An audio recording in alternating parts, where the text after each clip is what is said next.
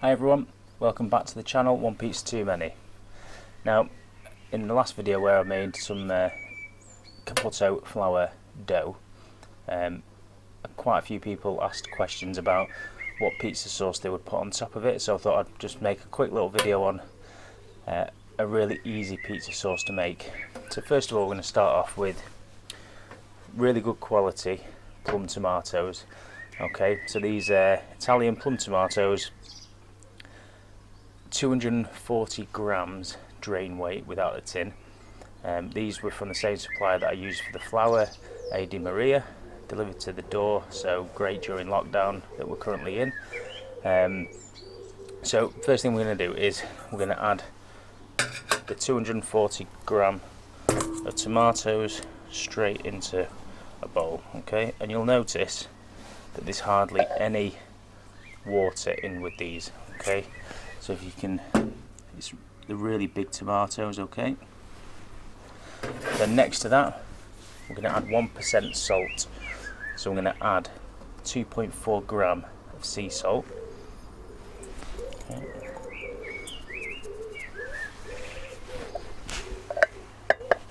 And then to that, we've got extra virgin olive oil, a little drizzle, 5 ml. Teaspoonful.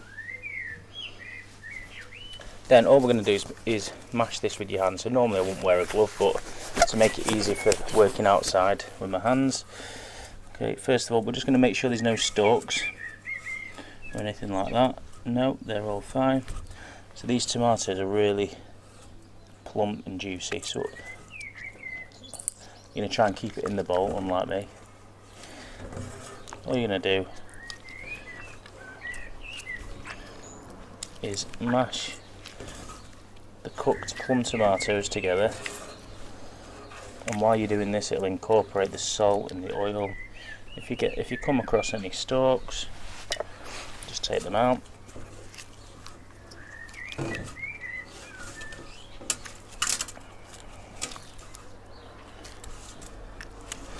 You could also blend this if you wanted, if you didn't want to use your hands, but it's just something else that you need to wash then. Okay.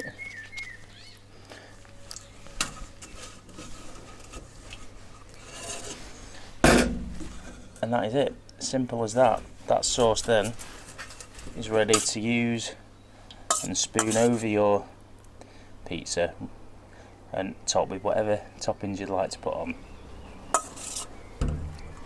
So I hope you found that useful, just to show you how easy this is, and you don't need to be an expert to do something like that, so you can all have a go at home.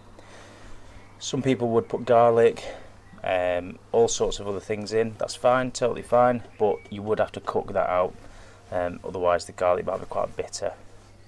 So if you want to catch me in the next video, I'll be using this on a pizza base, ready for our first cook in the Uni Coda pizza oven. Thanks for joining us, and remember to like, comment, share and subscribe.